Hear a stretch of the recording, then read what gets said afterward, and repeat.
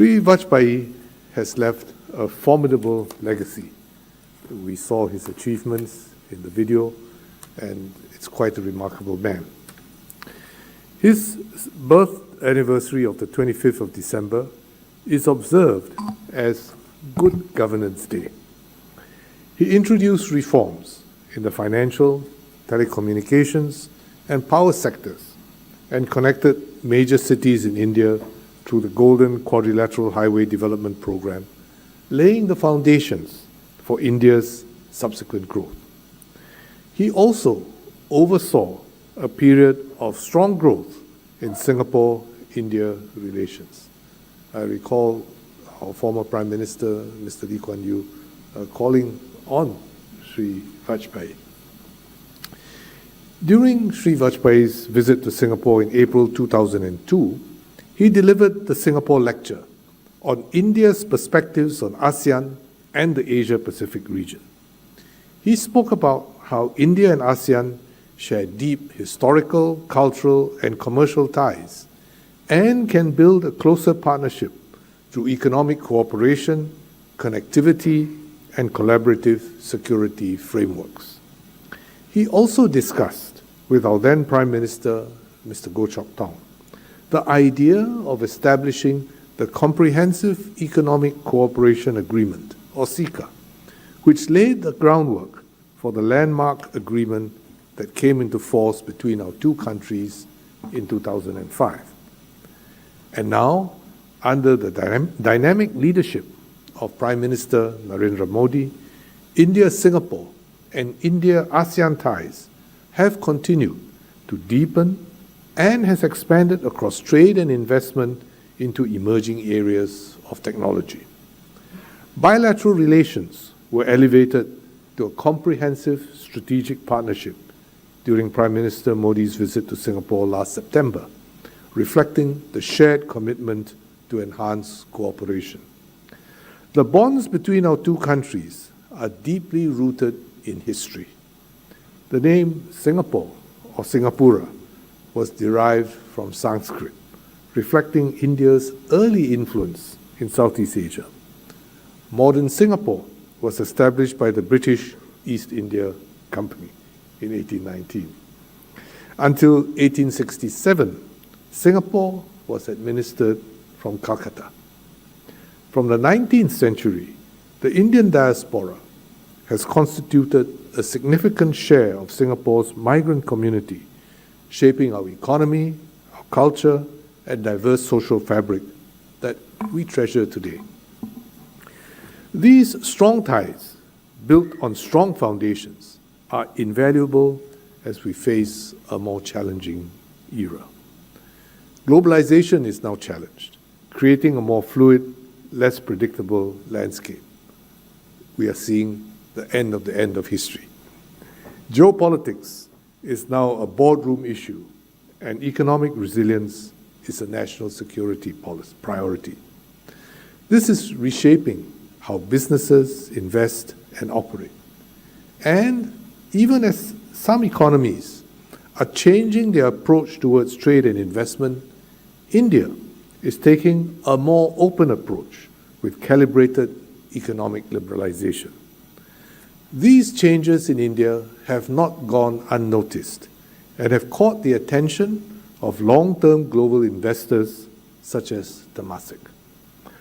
I believe I am speaking to a like-minded audience who is committed to working together to address present uncertainties and the challenges of the future. India's vision of one Earth, one family, one future for inclusive, resilient, and sustainable development is a powerful rallying call in a fragmented world and certainly resonates with us.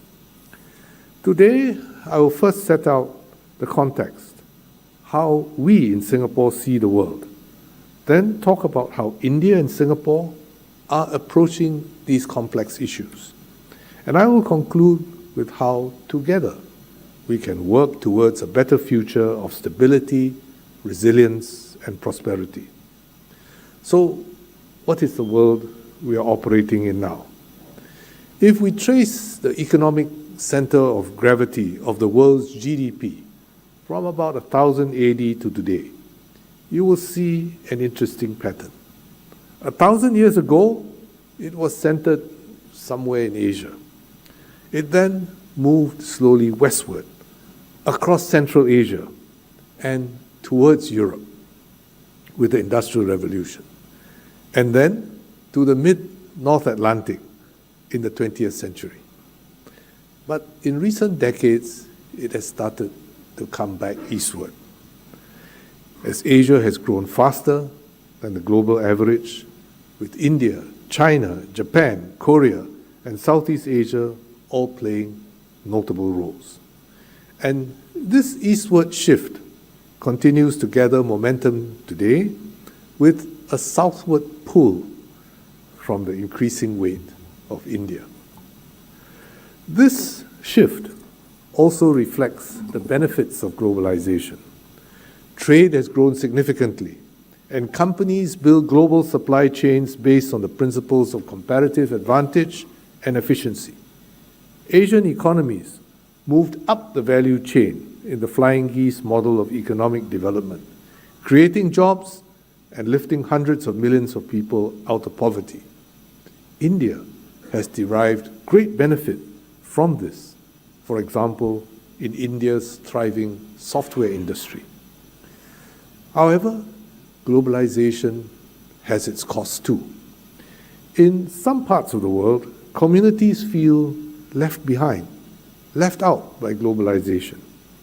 Insecurity and inequality create tensions and fuel polarization, both between and within countries. It is all too easy to point the finger at globalization. A wider debate has emerged about the benefits of open markets and security arrangements, spurring discussions on burden sharing, resilience, and economic security. India, the most populous country and fourth largest economy in the world, and rapidly growing, has risen to the challenges of a turbulent era with remarkable strategic clarity. Under Prime Minister Narendra Modi's leadership, reforms have been pursued at scale and with continuity of purpose, anchored in the goal of Viksit Bharat.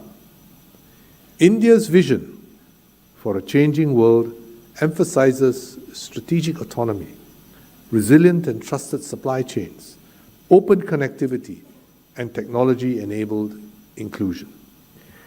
India has built a strong position in IT and global services, anchored by global capability centers and deep pools of software and engineering talent. At a time when many countries are aging, India is leveraging its demographic dividend of a young and skilled workforce to meet global demand across diverse industries. In manufacturing, production-linked incentive schemes are building capabilities to meet domestic demand and integrate into global value chains. A case in point is the rapid expansion of smartphone production, with a rising share of global shipments originating from India. In parallel, India is investing in and expanding its maritime sector and modernizing ports and logistics corridors. Improving maritime connectivity unlocks the economy's full export potential and positions India as a rising force in global maritime trade. As part of this growth story, during his visit to India, Prime Minister Lawrence Wong joined Prime Minister Modi to deliver speeches at the inauguration of PSA's Bharat Mumbai Container Terminal Phase 2 expansion on September the 4th this year. With an investment of US $1.3 billion, it is the largest in India, capable of accommodating multiple mega container vessels. Much of India's growth momentum has been enabled by India's commitment to critical regulatory reforms. to improve the ease of doing business. In the last few months, the goods and services tax have been simplified to support a unified national market.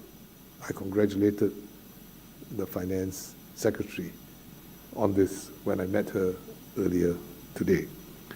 29 labor laws have been consolidated into 4 labor codes for more efficient compliance, something which many observers thought might not have been possible in India, but you had made it possible.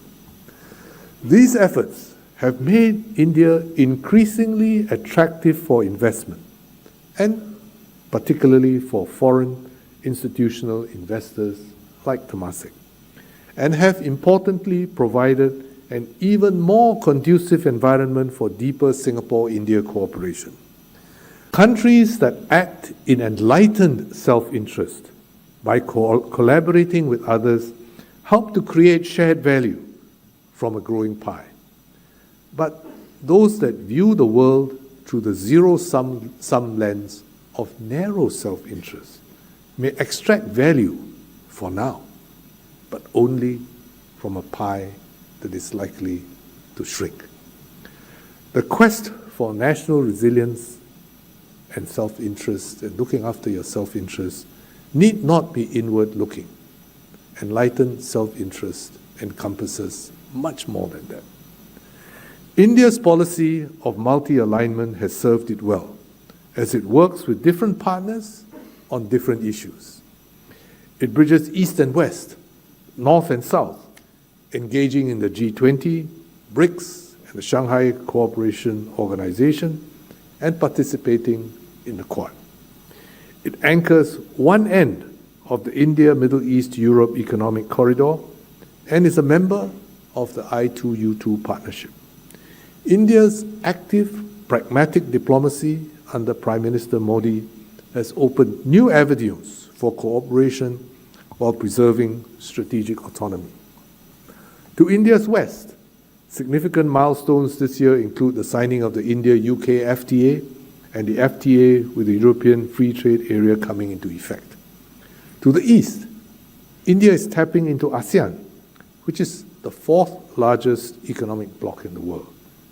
For example, India is working on an instant cross-border retail payments platform with Singapore, Malaysia, Thailand, and the Philippines that is expected to be operational by next year.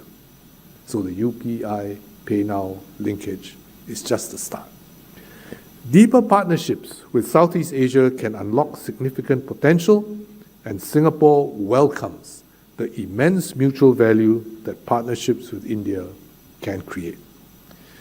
Beyond finance and trade, India is a major partner in addressing global challenges.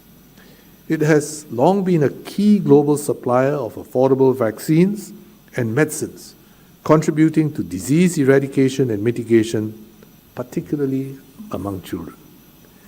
During COVID-19, through its Vaccine Maitri program, India reinforced its position and reputation as a significant and dependable partner in humanitarian efforts, especially in the global south. Looking ahead, issues such as AI governance and climate change require greater international collaboration, even as traditional multilateral mechanisms face pressure. This is an opportunity for like-minded countries to step up, provide leadership, and partner with the private sector to develop and deploy solutions. The India AI Impact Summit next February illustrates this forward-looking and collaborative approach. At Temasek, we see ourselves serving as a bridge connecting governments, investors, innovators, and communities to solve shared challenges. When Temasek began investing across Asia outside of Singapore in 2002, India was one of our first on-ground markets. We opened our Mumbai office in 2004, more than 20 years ago, and since then, India has remained a key focus marketplace. Today, our portfolio, together with the investments of Temasek's Singapore-based portfolio companies, exceed US $50 billion in India. Our portfolio spans diverse sectors like finance services, logistics, consumer and healthcare, and includes our investments in Manipal Hospital and Haldirams. As India continues to surge ahead, the opportunities are growing, and we look forward to partnering and investing more in India and creating value with founders, with families, and with global operators. Several Temasek portfolio companies have built significant operations and local workforces here. Sembcorp, for example, has a presence across 18 states and is expanding its renewable portfolio. With a total renewables capacity of more than 7.6 gigawatts, its projects provide reliable and affordable energy to power more than 600,000 homes. Beyond capital, Temasek and our portfolio companies have supported social impact. For example, our portfolio companies have provided skills training for more than 10,000 nurses in India in the last 2.5 years. During the COVID pandemic, our Temasek teams worked closely with the Indian government and corporate partners to source for life-saving medical equipment, and together with Singapore's government, supported Indian migrant workers in Singapore. In 2007, our subsidiary, Fullerton Financial Holdings, set up Fullerton India Credit Company to serve vulnerable and low-income groups and support financial inclusion. The FICC was acquired by Sumitomo Mitsui Financial Group in 2023. So as a long-term investor, Temasek will continue to partner with capital and capabilities as India advances towards Viksit Bharat.